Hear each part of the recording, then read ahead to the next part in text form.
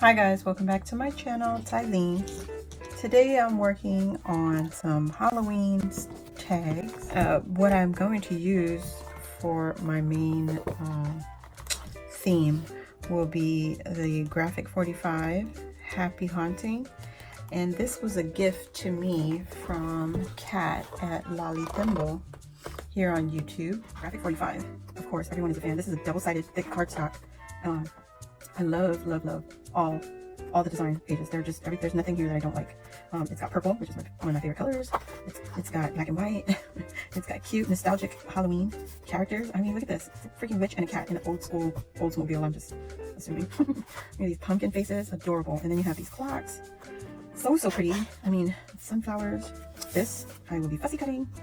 So pretty. Look at these microscopic pumpkins. And then you have this cutout page. There's so many pages that you could use as cutouts. I mean, use it down to the little squares, you know.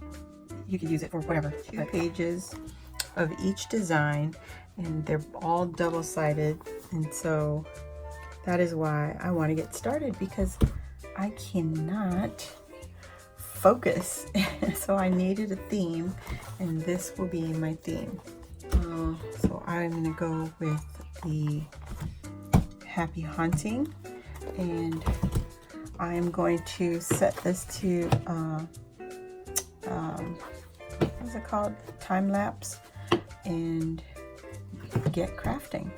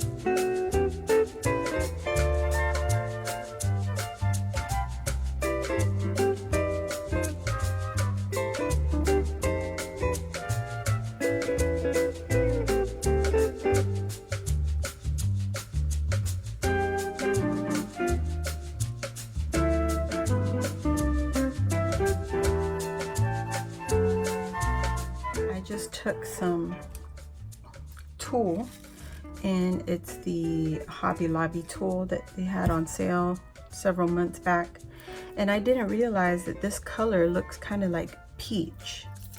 So up against this, it really shows how peach it is. But anyway, I took some of this color, peach, with gold glitter, and I have some black tulle that I've had from Walmart. So I got some of those, and I think I'm going to, I made 2 of each. I think I'm gonna make some of this one. This is another Hobby Lobby ribbon, And this was part of that sale that I had hauled a while back. So let's open this up because I have not used it yet, and it's got the really colorful, really colorful glitter on here, where this is really gold glitter. This is the multicolor glitter. Okay, so what I did, I just took a length of the ribbon, maybe that much, and I cut it off. It's so sparkly.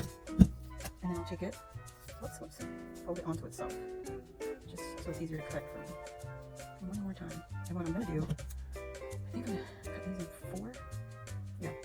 So this one, cut this in half, and cut this in half again. And it will make this size. I think it's about 1.5 inches. Okay. And I went ahead and I have some gold thread that I've had in my stash forever. And it also is from Hobby Lobby. I bought this when I was in University Station, Texas, and that was already 4 years ago. 3 years ago. So what I'll do is take 2 of the strips, put it together. This does not take long, and whoops, just come from the bottom and up, down, whoops, up and down. I got my 2 ribbons together. It's kind of tricky because it wants to come apart, but when it gets caught on itself, it just won't. Come to the bottom on the edge of the ribbon and go up and down and just feed it through. It goes really quick. The needle out. Oh my gosh, what am I gonna do? Keep going up, down, feed it through the needle. And you pull the thread through, it'll help keep it. So yeah, this had a lot of fallout. You can see my desk. It is all over the table. Okay. And I'm just doing they call this a running stitch. And I just doubled my thread over. Alright, now the hardest part is tying a knot. There we go. Cinch it all together. Tie a knot. Doesn't matter which way the ruffle goes because once you get it tied, it'll stay in some knot. I like to make it 3 times. There we go. And clip that off. And we'll have a cute little rosette. Just fuss with it a little, get them all in the same direction. This is a little flipped out. There we go. That is cute. Little tutu. Isn't that cute? Love it. Look at all this glitter fall out. Ooh. Alright. So we have the black, we have the glitter, we have a peachy color. And I'm just going to do the same with this one. Alright, and I'm going to finish this up and I'll be back.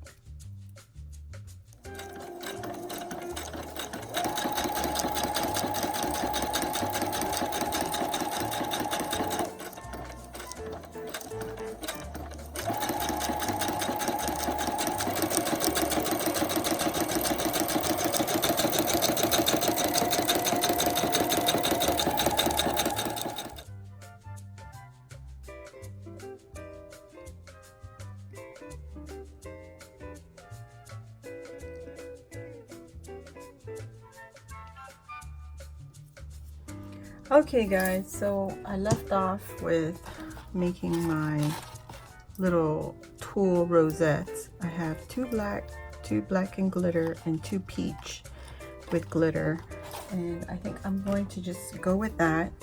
I also added some stitching onto my tags, so yeah, there's that. I just wanted to show everybody what the stitching looks like. So I want it to look like fangs all the way around the edges. And this is the one, my favorite. I actually got the tension and the stitch width correct compared to this one. Same stitch, same stitching, but this is a tighter stitch width, where this one was spread way out, and it just, actually that's not the one. Where did it go?